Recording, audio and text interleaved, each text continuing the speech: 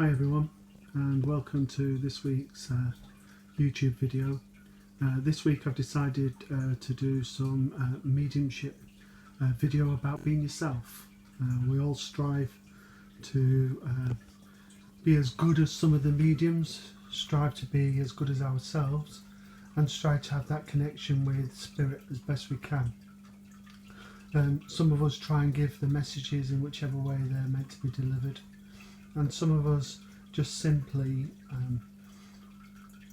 want to give the messages in the humbleness and the vein in which they're intended to be delivered. What we sometimes forget though is that as we go along, the tendency to want to be different, to forget our own personality, to try and be something we're not, is all but easy to fall into that trap. Always trying to strive to be better, but try and fit into an already set routine, already trying to fit into somebody else's shoes, someone else's way of working. It's quite funny when I've gone round and seen different mediums working. We've noticed that you can see their students because of the way that they work, and that's not just mediums like myself, that's famous mediums as well. We don't want replicates of other people. Spirit always sees us for being us and sees us for our individuality and our own personality. Yes, it's important to be evidential. It's important to stick your neck out. Yes, it's important to be different. But it's all about being you. Spirits see you for who you are. Spirits see you for what you've become. And throughout your work as a medium and a spiritual worker, your guides and your workers will get to know the way that you work. They will use your skills, they will use your knowledge, they will use your experiences, but most importantly your personality. Think about the mediums that you see on a regular basis. Think about those mediums who you see who leave a lasting impression on you. They leave a lasting impression because there's something different, something excitable, some evidence that they're giving you that nobody else has. It may be that they see you as humble, they see you as a person of principle, they see you as an advocate or ambassador for spirit, or simply just you. We always strive to be better, but that doesn't mean it's at the cost of our own individuality. It doesn't mean that that's the cost of who we are as an individual. Some people say this may be down to your own ego, and sometimes, yes, ego takes over, and sometimes your ego is a part of you. And as a result of that, it means that your ego needs to be kept in check. But what's equally as important is that your ego is needed for you to work on platform, to step out onto the stage, onto the rostrum, onto the platform, to work with the public, to stand as one. So ego and confidence go hand in hand, and sometimes your confidence and your ego needs to be checked upon. It needs to be checked whether it needs raising, needs to be put back in line, or whether it's too high or too low. Quite a lot of people who, especially those who are fledglings, say, I'm not stepping out onto platform just yet, it's a bit too much. I haven't got the confidence, perhaps next week's the time, or next year, and they never step out because their ego is too low, or the confidence. Yet spirit know when it's the time. They know when it's time for you to say, I'm now ready. They also know it's the time when you can sort of say, it's my time to work, it's my time to give the information.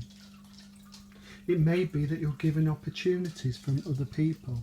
It may be that you're given opportunities to work, to give your confidence a boost. But again, it should be about individuality. It's standing by your own principles, your own beliefs, and never changing those. It's about saying, okay, I'm outgoing, I'm bubbly. For some, you may be quiet, you may be shy. For some, you may be quite loud. It's about working on your etiquette on platform, but also it's about you understanding that whatever the reason, Spirit have chosen you to work. They've chosen you to do what needs doing. They've chosen you for being you. They don't want you to be somebody you're not. Equally, people say, I can't believe that it's your time. I can't believe that they think that you're ready, and already people are booking you and you're stepping out and you have this opportunity and that opportunity. If you truly believe in Spirit, there are some who have a slow journey, some that have a fast journey, some that have a steady journey, but whatever that journey, it's individual. And everyone will arrive at the same place at the same time, although at a different rate. People are not trying to jump on bandwagons. They're not trying to say, I'm better than you or you better than me. Because in the eyes of Spirit, everyone's the same. We do, however, need to check that our values and also the work that we do is special. It's serving Spirit and not our own needs. And also that it's giving comfort to those who we serve within the audiences or the congregation, wherever we work. Think about your own individuality. What strengths have you got? What weaknesses have you got? It's okay to have strengths and weaknesses. You need both in order to work. Equally, as well as having strengths and weaknesses, it's also important to know what needs changing, what needs developing, and how you're going to achieve that. Here your teacher plays a great role. Your teachers play a great role because they should be identifying before you step out what your strengths and weaknesses are, how to work on them, how to develop. We then think about your teacher and we think about how they have a responsibility, how they have a belief system. Some teachers say, oh, you're not ready yet. But is that true? Or is that their insecurities? Is that a thing of holding on to yourself rather than saying, I'm very proud to say that I trained this individual and they've now stepped out.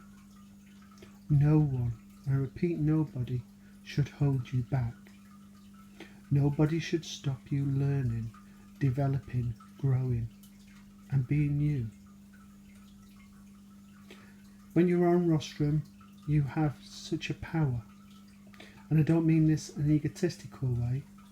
I mean this in the sense that you are delivering messages from Spirit, from loved ones. You have a responsibility where you hold a lot of power in the sense that you can uplift people or you can crush them. People come to services, to events, to connect with their loved ones, but also because they want to be uplifted.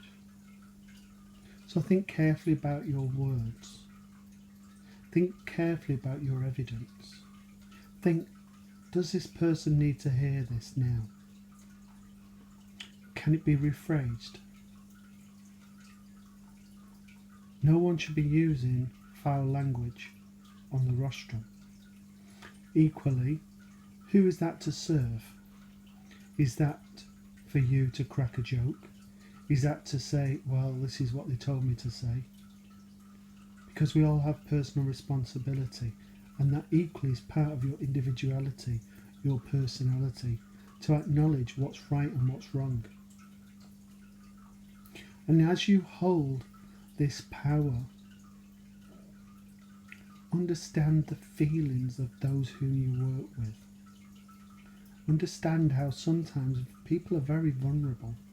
People can be hurt, and it can actually set them back. Equally, as student mediums or fledglings, you as teachers hold power also. Your work is there to help them to develop, to learn the skills as you did from your teacher, to give them guidance, to give them understanding, and say to them, you know what, I'm proud of you. I'm going to take you out and we'll work on what needs to be worked upon. Because there comes a time when you need to go beyond the circle, where you need to step out with your students and be counted. There are many people who work on platform in this country and all around the world. But equally there are people who are now aging, coming to the point of where they're ready to step down or to return back to their home. And for this reason we need to encourage new people to step forward. We need to give them encouragement to say, now is the time to work. Now is the time to give them message, words of comfort, and to display the skills that you've worked on and worked hard upon for the last few months, few years and beyond.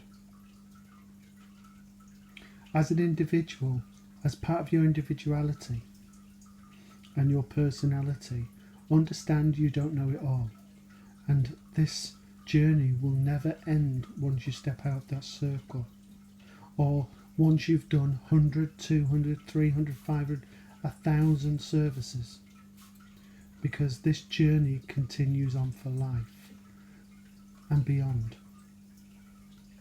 This journey is about you understanding why you were chosen to serve. It isn't about your background. It isn't always about your experiences. It's not always about your personality. It's a combination of everything. Think about what you have been through.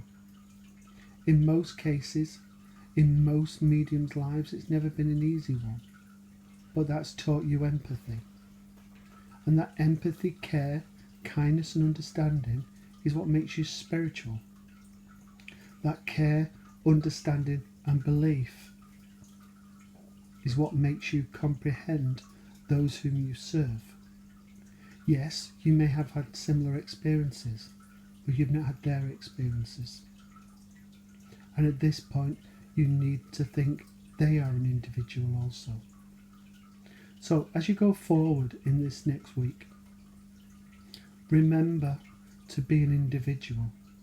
Stand up for what you believe.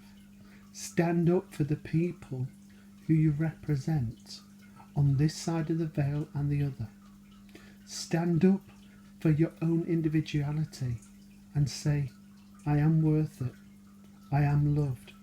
And I have been chosen to work, and for that I'm highly honoured, very grateful. Thank you for listening.